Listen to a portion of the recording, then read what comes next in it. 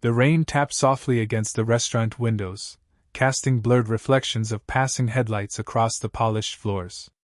Lina moved quietly between tables, her gaze lowered, her steps careful as if she were trying not to disturb the air itself. She preferred it that way, unnoticed, unheard, safe. The evening had been slow, giving her too much time to think, which she hated. Memories had a way of creeping in when silence lingered too long. The door suddenly opened, and the atmosphere shifted. Conversations died mid-sentence. Even the clinking of glasses seemed to fade. Lina didn't need to look to know someone important had arrived. But when she finally glanced up, her breath caught. 2 men stood at the entrance, one younger, sharply dressed, his presence commanding without effort. Beside him was an older man, his silver hair slicked back, his expression unreadable but heavy with authority. The kind of man people feared without understanding why.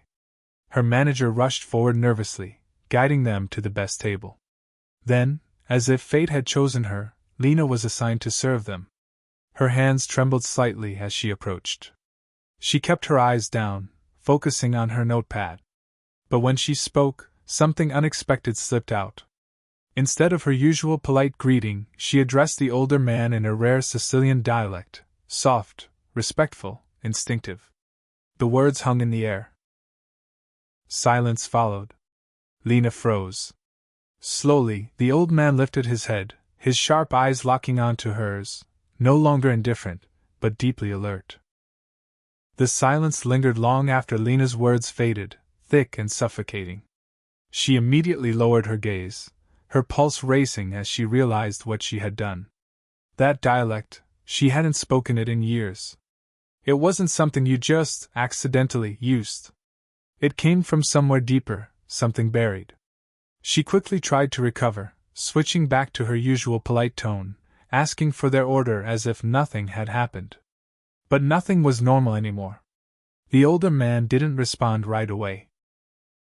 His eyes remained fixed on her, studying every detail of her face as though searching for a memory he couldn't quite grasp. Beside him, Alessandro leaned back slightly, his sharp gaze flicking between his father and Lina, sensing the shift, but not yet understanding it. "Where did you learn that?" the old man finally asked, his voice calm but heavy with meaning. Lina hesitated. Her fingers tightened around her notepad. I must have mixed up my words, sir," she said softly, avoiding his eyes. The lie was weak. They all knew it. The old man spoke again, this time in a deeper, older variation of the dialect, one almost forgotten. It was a test. Lina's breath caught. For a moment, she said nothing. Then, almost against her will, she responded fluently. Alessandro sat forward now, his interest fully captured. A simple waitress didn't speak like that.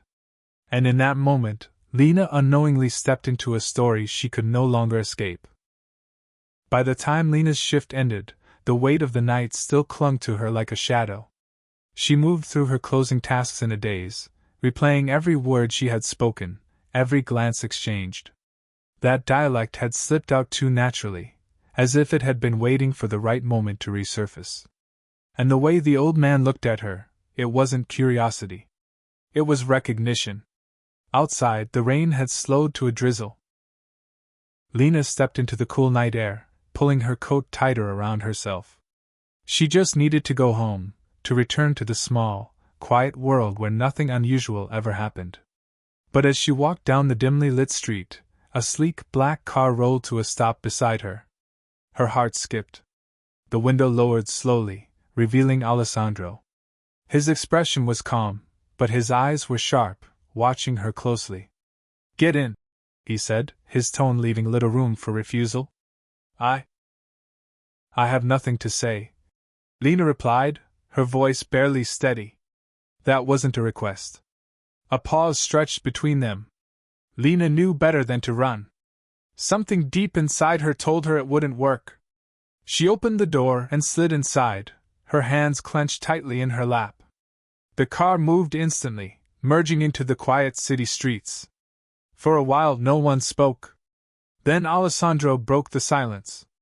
"You're not just a waitress," he said quietly. Lina stared ahead, her reflection faint in the glass. For the first time in years, her past was no longer behind her. The car ride felt endless, the quiet stretching tighter with every passing streetlight. Lina kept her gaze fixed on the window, watching blurred reflections slide across the glass, as if she could disappear into them.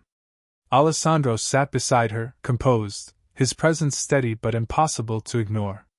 When the car finally stopped, it wasn't at her apartment. It was a mansion. Tall iron gates had already opened, as if they had been expected.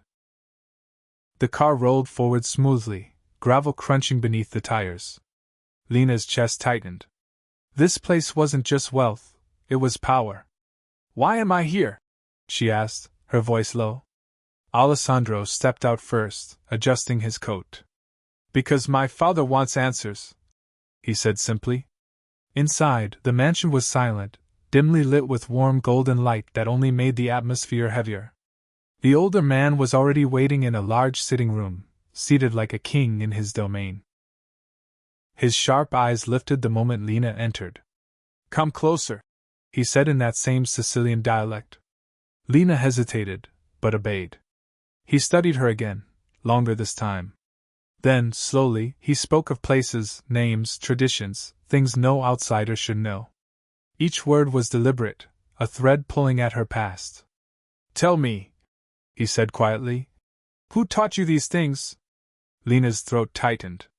Memories flickered, voices, firelight, whispers of a life she barely remembered. "I don't know," she said, almost pleading. The old man leaned back slightly, his gaze darkening. "You do," he replied.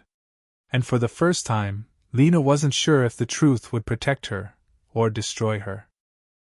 The room felt smaller with every passing second, as if the walls themselves were closing in on Lina. The old man's words echoed in her mind, stirring fragments she had spent years trying to forget. She pressed her hands together to steady herself, but the memories were no longer distant. They were rising, sharp and vivid. "I was a child," she said quietly, her voice trembling despite her effort to control it. "I don't remember much." The old man didn't interrupt. He simply watched. "There was a house," Lina continued slowly, her eyes unfocused as she searched through the haze in her mind. "Not like anything here. Older. Warm. People spoke like you do. All the time." She swallowed. "I thought it was normal." Alessandro stood nearby, silent, absorbing every word. "And then?" he asked gently. Lina's breath hitched. "Then one night there was shouting. Fire. I remember being carried, someone telling me not to look back." Her fingers tightened. "After that, everything is blank. New names. New places. Like my life started over." A heavy silence followed. The old man leaned forward slightly, his expression no longer just curious, it was certain. "You didn't start over," he said. "You were erased." Lina looked up, her eyes wide. "Your family wasn't ordinary," he continued. "They were powerful. Feared. And someone made sure they disappeared." A chill ran through her. For years, she believed she had nothing. Now, she was beginning to understand. Someone had taken everything. The weight of the truth settled over Lina like a storm she couldn't escape. Her mind raced, trying to make sense of everything she had just heard. Erased. The word echoed louder than anything else. It meant her life, the quiet, invisible one she had built, was never real to begin with.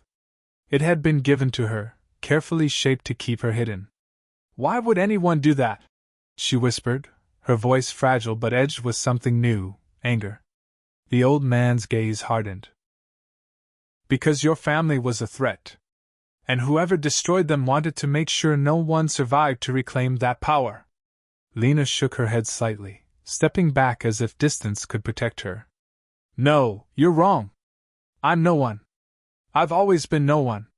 That's what they wanted you to believe," Alessandro said, his voice calm but firm. He stepped closer, his presence grounding in a way she didn't understand. But you don't speak that dialect by accident. You don't carry those memories without reason. Lina looked between them, her heart pounding. Fear still lingered, but something else was rising beneath it, something stronger. If what you're saying is true, she began slowly, then whoever did this is still out there. The room fell silent again. The old man gave a slight nod. Yes. And if they learn you're alive. He paused, his eyes locking onto hers. They will come for you. Lina straightened, her trembling easing just enough to reveal a flicker of resolve. For the first time, she said quietly, I won't run.